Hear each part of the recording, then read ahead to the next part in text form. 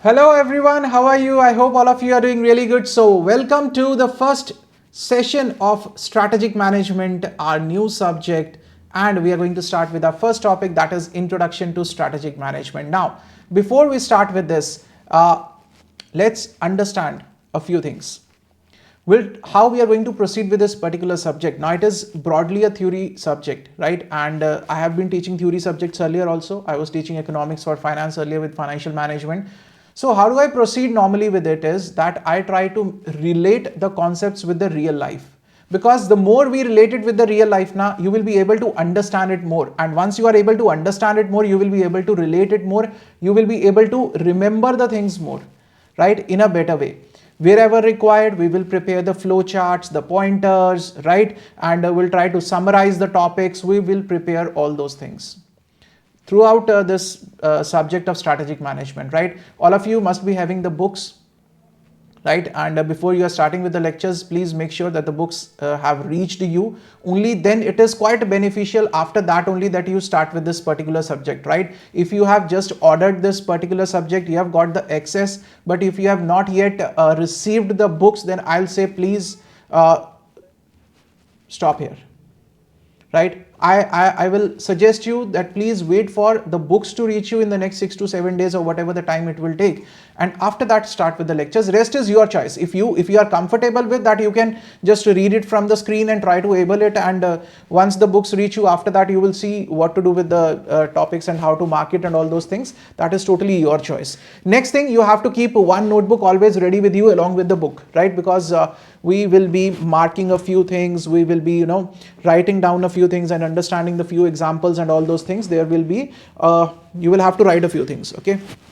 So your one notebook, not too thick a notebook, a small notebook should be there always with you while you are going through with these lectures, right? Initially these are going to be the small lectures, then eventually we might have some the bigger duration lectures also, right? Accordingly the allowed duration will also be increased as you have seen in the lectures, okay? Okay, now let's start with this. This is a very, very, very interesting subject, and as I told you in the introduction lecture also, that this subject is something which is very much relatable to your real life, and this is one subject which you can actually make use of in your real life, right? This is what I have understood with the strategic management, right? So let's start. I guess that's the best thing that we can start with. Now, what is this strategic management, sir? To understand this, we will break down into the two terminologies. One terminology is the strategy or the strategic. Another term, this not strategic, I'll say the strategy. So the term that we will be focusing on is the strategy, and another term that we are going to understand here is the management. Sir, we have already understood enough about the management, sir. We have been studying cost and management accounting. We have been studying financial management, right? So we are already doing a lot of things about the management, and we absolutely know. No, sir. You know a few things, but still we need to understand this from a different perspective here. Let's try to understand with a different perspective. So we are going to start with our chapter number 1, that is Introduction to Strategic Management. Introduction to Strategic Management. And one more thing, whatever the ICAI module questions are, we are going to do it side by side. Whatever the extra question, the case studies, whatever that things will be there, we'll do it in the end. Right? ICAI questions I'll take up side by side. Once the chapter is over, then we'll see what the ICAI questions are there, whatever the case studies are there in the module, we'll take up that, okay? Now, what is this introduction of strategic management? Now, here I'm saying that we have to, first thing that we need to understand here is the word management. What is this word management? Sir, this word management can be understood from the two different perspectives. From the two different angles we can study this management is. One, this management is from the perspective of the people, right? And another is from the process point of view, right? So these are the two different angles, or I can say the two different perspectives through which we can understand this particular term management. Then we will move on to the strategy, and then we will correlate these two, right? Now, let's try to understand from this perspective of the people, right? From this perspective, that what is management. Just try to understand the example that I'm going to give, and then I will correlate with the keywords in the book. Okay. Now you have your parents at home or your grandparents. Your parents or your grandparents are there in your home, right? What do you call them? What do you call them? The father or your grandfather? What do you call them, sir? What do you call them? We often call them as the head of the family, right? There is always a head of family. Head of the family.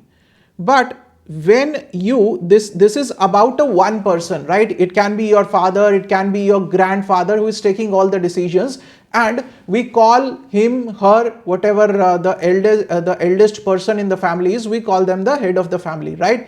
But when it comes to decision making, what happens in your family? Just try to observe around you. There is always a strategy that is going on, the management that is going on around you. Whenever there is a decision making, your grandfather, your grandmother, your father, mother, all will sit together and take the decisions. Isn't it?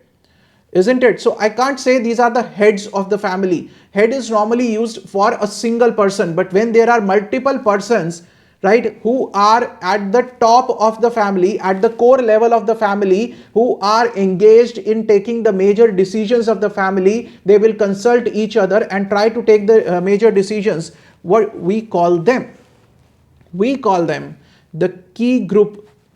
We call them the key group of the family, right? Key group of the family, right?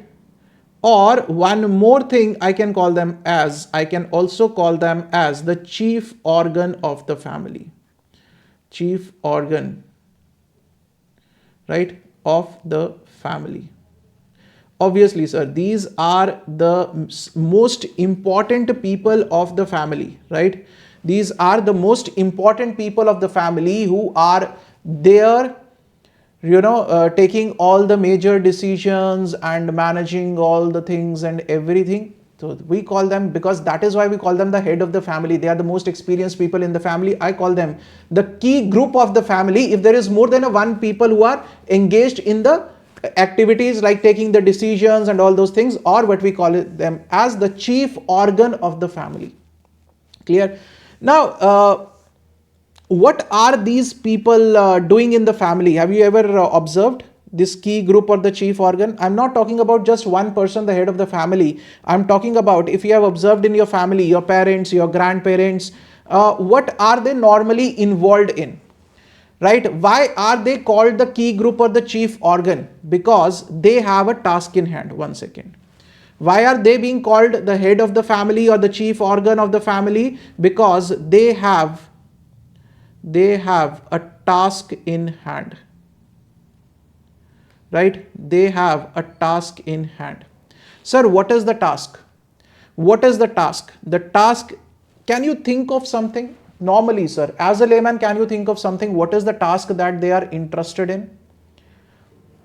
The main task that they are interested in is, or what is the task that they have, or what is the main objective or the goal they have, they are managing as the chief organ of the family. What is the major responsibilities? I can say, I can use this word task with the word responsibility also.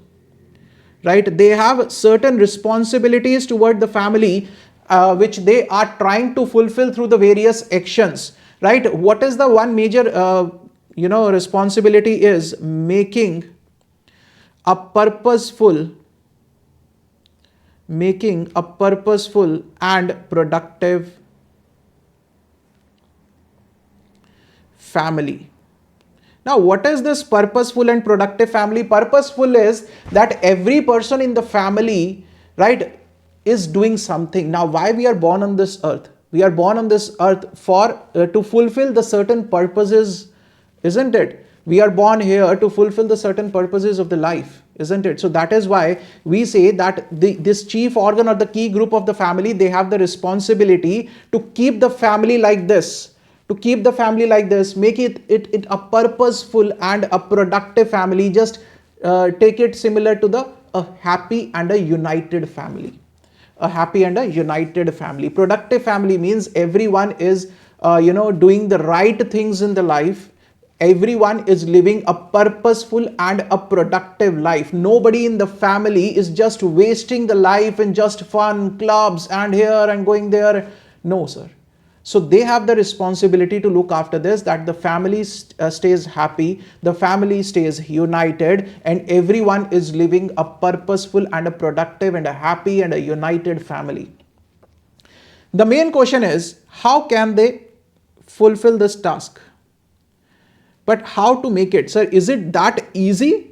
Is it that easy to make it a purposeful and the productive family? Or just ask your parents. Sir, they are struggling each and every day, because there are lots and lots of problems which I think we as the kids or you as the kids might not be able to analyze or see. But after this, you might start seeing a few things.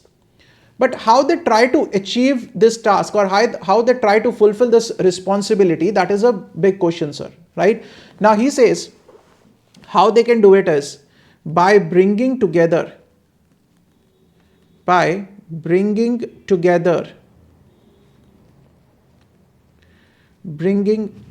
what, sir?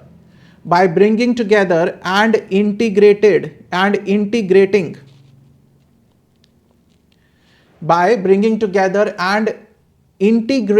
the disorganized resources. The disorganized resources. Which resources, sir? Which resources are there? The first resources, majorly they are talking about the 4 resources. The first resource that they are talking about is manpower.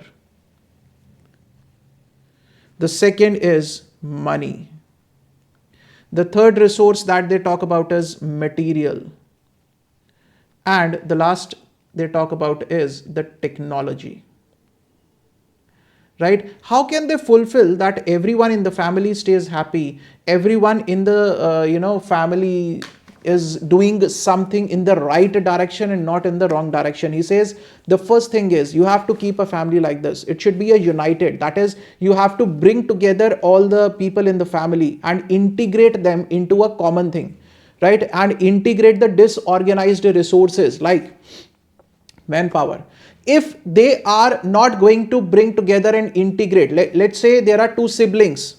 Let's say how the manpower they want to integrate into it, sir. Why it is being called a resource? In every family, if you look at, let's say there are 2 siblings. This is sibling 1 and this is sibling 2. Right? And if the parents do not have a control on the siblings, now this sibling loves what? This sibling loves going to the club. This sibling is just, roam around in the parks. Now what will happen, sir? Are they productive, or are they living a purposeful life? Obviously no. If he's just wasting the money of the parents in the club, and one is just roaming around freely and in his own dreams he's living a life. Right? Are they living a productive and purposeful life? No. And whose responsibility is to control this thing? Sir, it is the responsibility of the key group or the chief organ. That is the family. Right? It is the responsibility of the family to look after such things and bring them together into the family values, into the family structure, bring them back from this structure. Money. Sir, is money a resource? Obviously, sir, money is a resource. How? If the money is disorganized, that means if one, just like an example, that this person of the family, he is just wasting money. He is wasting money or what? He is wasting money on alcohol. Right? Now what is this? Alcohol. This is what? Now your money is going into the purposeful and the productive manner? Obviously no. Then who is interested with the task that they should look after this resource? They should bring together this resource. Otherwise, this is a disorganized. Disorganized means the mismanaged resource, which is not being organized by someone. No one is looking after that resource. That is totally a disorganized. Anyone is taking the money from anywhere. One of the sibling is, taking the money from the father's pocket, going to the club, enjoying and drinking alcohol, taking the cigarettes and all those things. These are all what? These are all the resources of the family. Material means any material which is for the home. right? So they have to bring together. Now, how the disorganized resources, for example, material, you can talk about wheat, rice, or what everything we eat. Let's talk about the rice here. Now, it is what? It is a material resource that we use in the kitchen. Now, if it is a disorganized resource, that means you are not managing what quantity of the rice should be there in the home or not, right? And one day you feel like having the rice, but the rice is not there.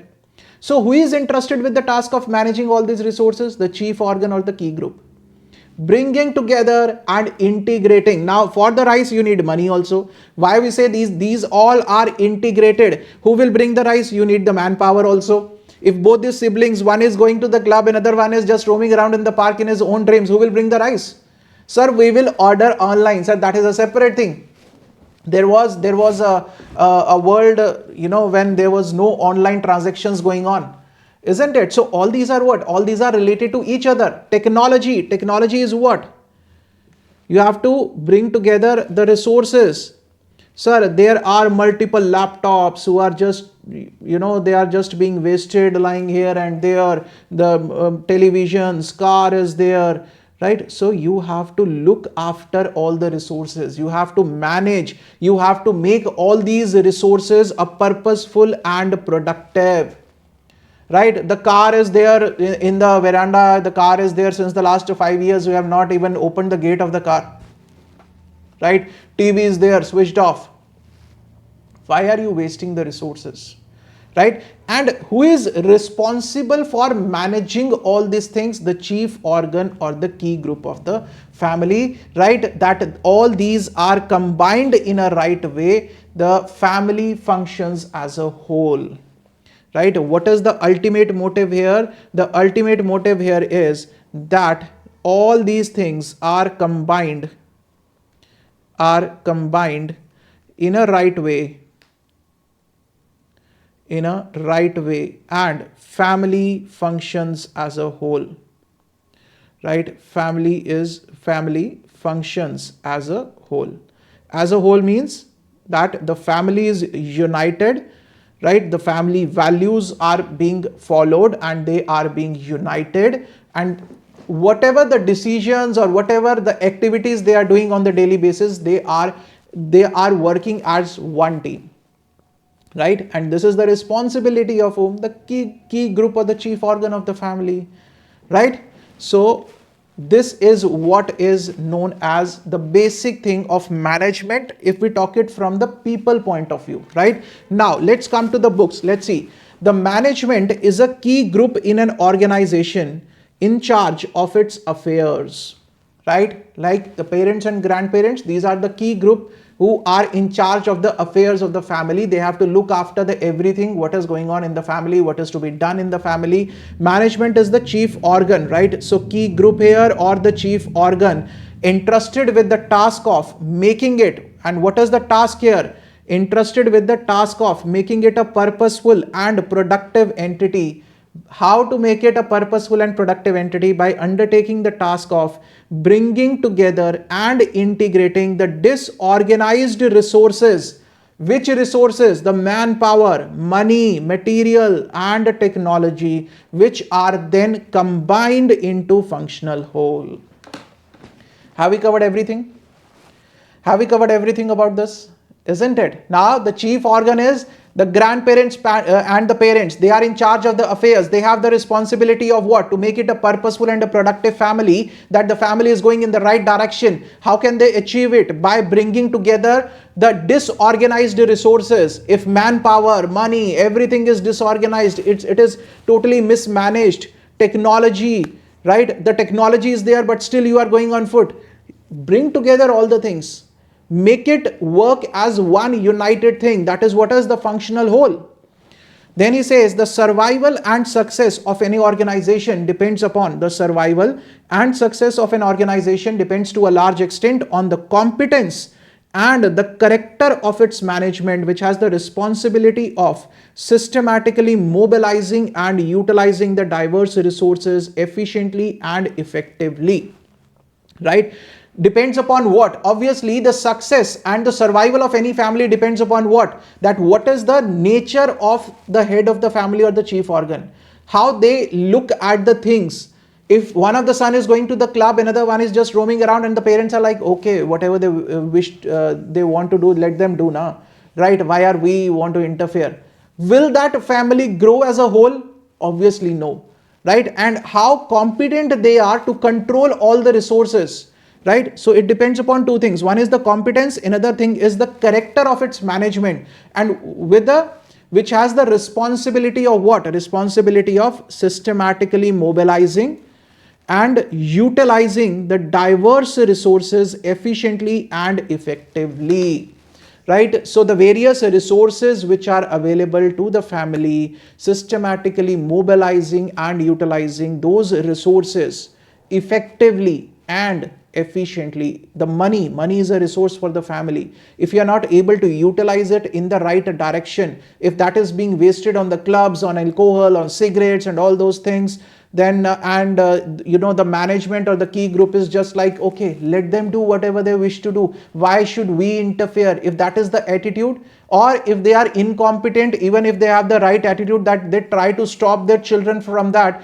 but they are not competent enough, they don't know how to scold a child or how to control his behavior, even then that function, that the survival of that family is difficult. Clear? One day everything will be finished, this family might go into the bankruptcy and all those things. Any doubts up till this point? So this is from the point of view of the management as people, right? Okay, now let's try to understand the next segment, that is the management as a process. Let's try to understand it. Please write down these examples side by side, because this is one thing that you will definitely remember for a long period of time. Yes, this was the example. In the example, these things were used. And when you write down these things now, whatever you are going to write, you will remember for a longer period of time. Remember this thing, right? Now, from the process angle, what is management, sir? Again, I'm going to take it, with the help of an example only. Your mother. Your mother is what? Your mother is a part of management only. Just we have seen that. Or I can say, yeah, your mother is a part of management. Sir, have you ever observed what your mother is doing on the daily basis? On the daily basis, what your mother is doing? Sir, on daily basis, she is carrying out. She is doing what, sir? She is carrying out various functions and processes. She is the chief organ. She is a part of the management, isn't it? But at the same time, she is carrying out the various functions and processes. And this carrying out of the various functions and processes, this is also known as what? In other words, we can say that this mother, when she is carrying out these functions and processes, she is, in short, what we call it as in the routine, she is managing a home, right? She is managing a home. So this is the management of the other angle. That management is referring to the various processes and the functions being carried out by the chief organ or the top management or the key group, right? This is what is mentioned here. The term management is also used with reference to a set of interrelated functions and processes carried out by the management of the organization. One is from the people point of view, that they are the top management, the chief organ. Another thing is they are doing something now. Like here we say the mother is on the daily basis, she is carrying out the various functions and processes. In short, what we call it in the routine, that she is managing a home, right? And nobody can manage a home better than her, isn't it? Do you agree? Now, the word used here is the various interrelated functions and processes. What are those functions and processes? Can you tell me? Can you tell me the few things, that what are those functions and processes which your mother carries on the daily basis, sir? Sir, how can we know, sir? We are so busy with studying. It's better that we focus on our studies only, right? We as the CA students do not get time to see these things. So there are basically 5 functions that she is carrying out on the daily basis. And it is being done in every house, sir. I'm not talking about any particular house or, the one thing that she is doing is planning, right? Second function that we will carry out is organizing. She is what? She is organizing.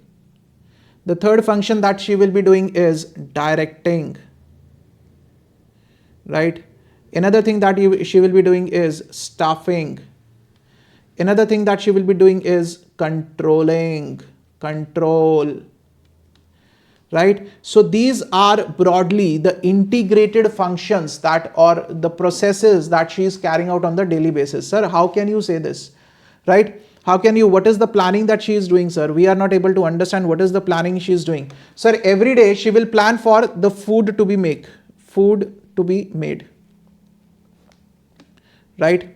She will plan for the groceries which are required to be purchased. Groceries. She will plan for the groceries. She will plan for what medicines are required to what member of the family, right? So all this is what? On the daily basis, your mother or any motherly figure or whosoever there is in the family, she or he is, they are planning a lot of things.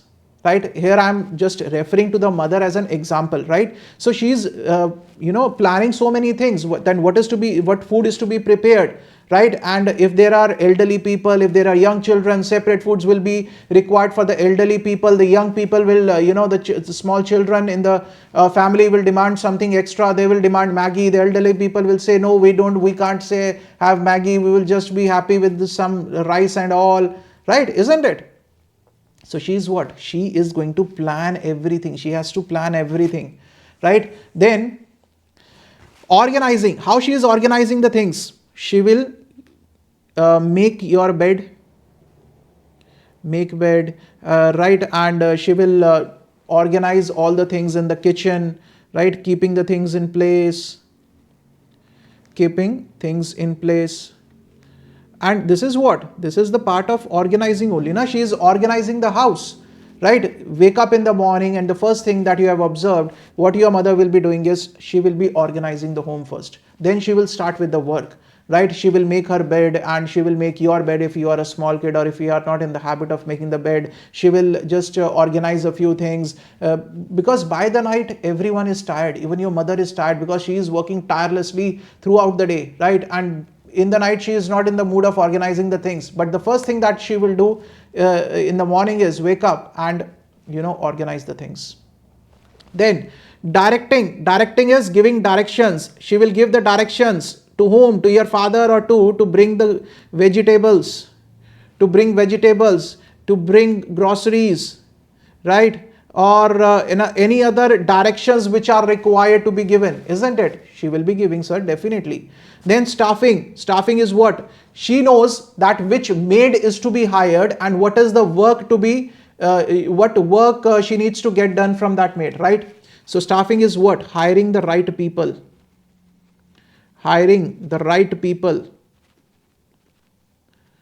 For right post, right? And how to get the work done.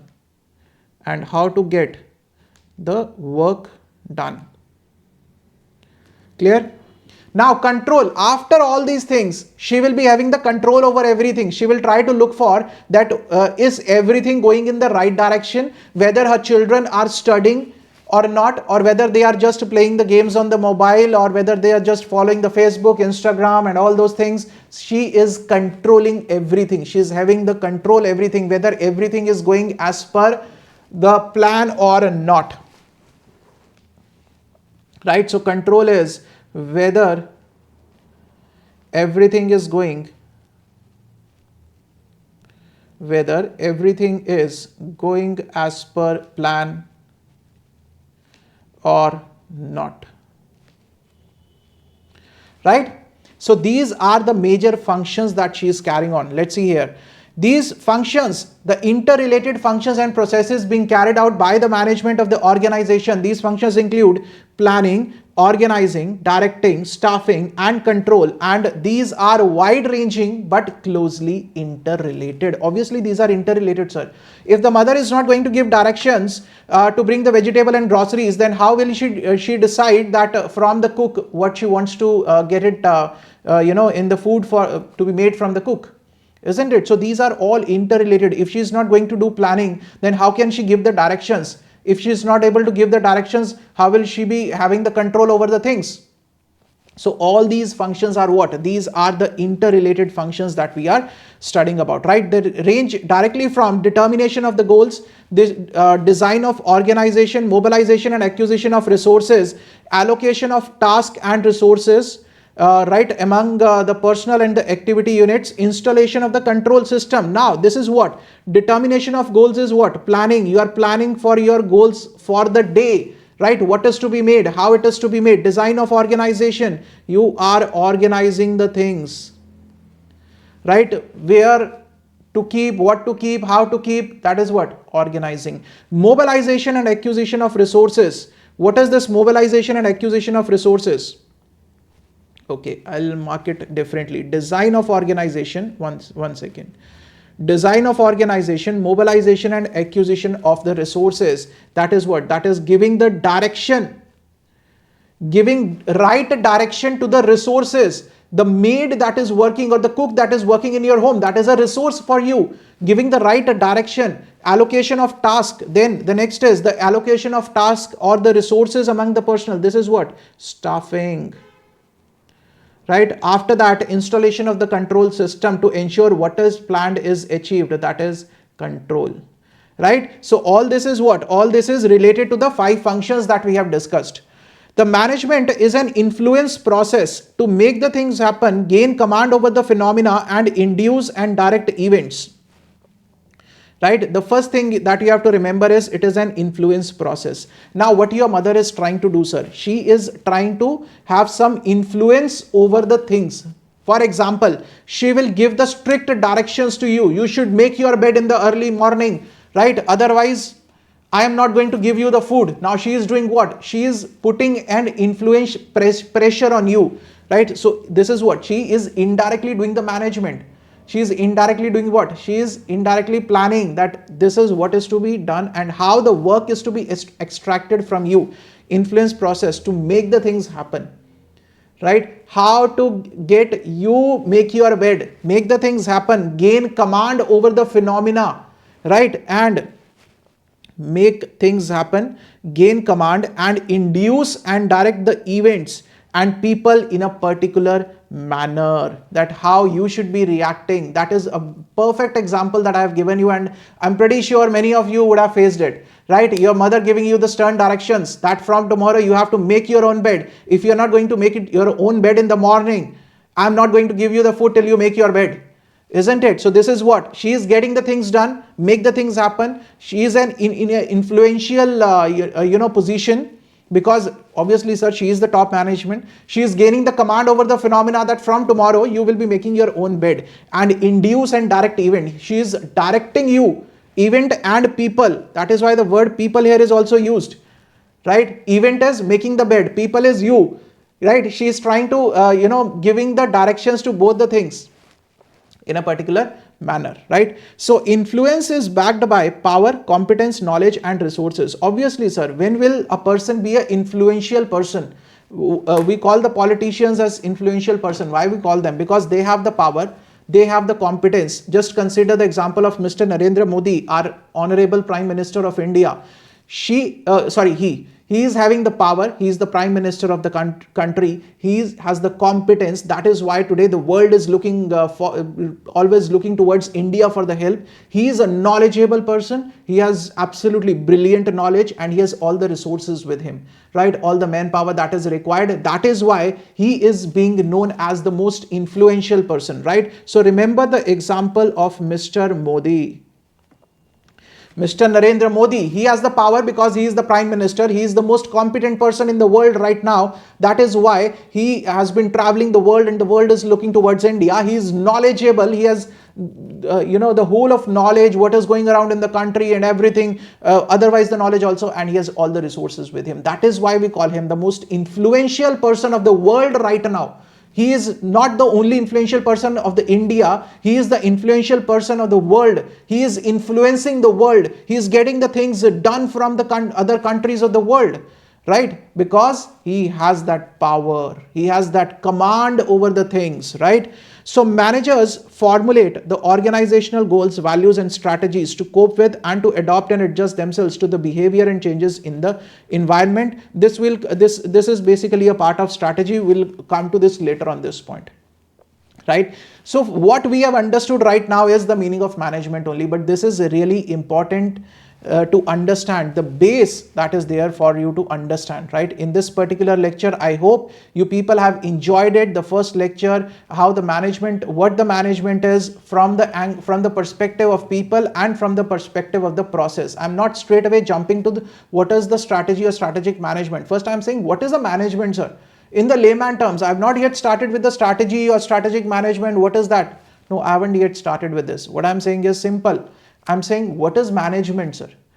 From the perspective of people and from the perspective of process. Clear? I hope this much is clear to you guys.